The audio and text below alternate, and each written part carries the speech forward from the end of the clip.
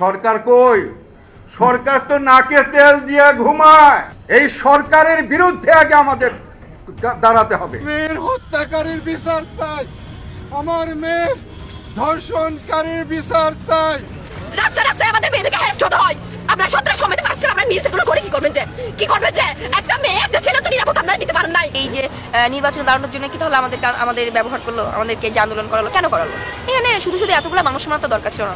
বলেন একটা ইনিশিয়েটিভের কথা বলেন যে উনি এই ইনিশিয়েটিভটা নিয়েছেন। বাংলাদেশের জনপ্রিয় অভিনেতা ইলিয়াস কাঞ্চন বরাবরই ন্যায় ও নিরাপত্তার পক্ষে ছিলেন। তবে সরকার পরিবর্তনের পরেও দেশের শান্তি ও শৃঙ্খলার অবনতি দেখে তিনি এবার নিজেই অন্তর্বর্তীকালীন সরকারের বিরুদ্ধে সরব হয়েছেন। তিনি শুধু কঠোর সমালোচনা করেই থামেননি, সমন্বয়ক ও উপদেষ্টাদের উদ্দেশ্যে হুঁশিয়ারিও দিয়েছেন। একজন ধর্ষিত নারীর বাবা হিসেবে তিনি ন্যায় বিচারের দাবিতে সরাসরি প্রতিবাদ জানিয়েছেন। হত্যাকারীর বিচার চাই, আমার মেয়ে ধর্ষণকারীর বিচার চাই।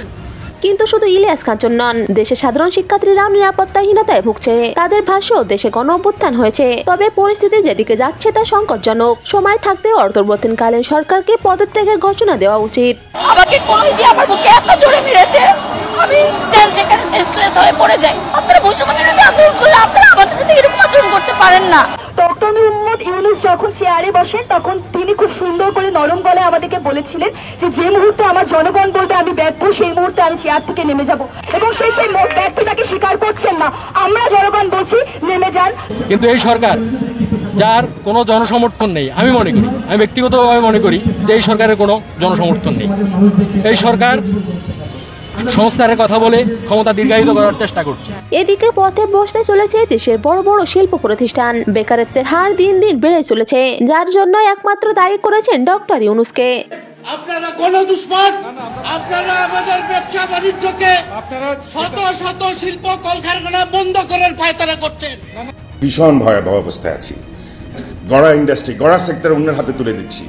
অন্যদিকে শিক্ষিত সমাজ মনে করছে, সরকার পতনের পরেও যদি ক্ষমতা দখল করায় নতুন দলের মূল লক্ষ্য হয়, তাহলে এই আন্দোলনের কোনো মূল্য নেই, বরং এটিকে ষড়যন্ত্র হিসেবে দেখা উচিত। তাদের মতে, নারীর নিরাপত্তার প্রশ্নে শেখ হাসিনার সময় পরিস্থিতি তুলনামূলক ভালো ছিল।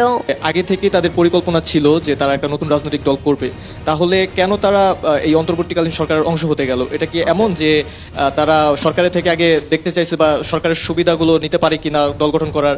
কারণ আমরা নতুন সরকার গঠন করেছি দেশকে একটা সুন্দরভাবে স্বাধীনভাবে চলাফেরা করার জন্য, কোনো আতঙ্ক নিয়ে বাঁচার জন্য নয়। সুপ্রিয় দর্শক, দেশে চলমান পরিস্থিতি নিয়ে ইলিয়াস কাঞ্চন ও ছাত্র সমাজের ক্ষোভের সঙ্গে আপনি কতটা একমত? আপনার মতামত অবশ্যই জানান কমেন্টে।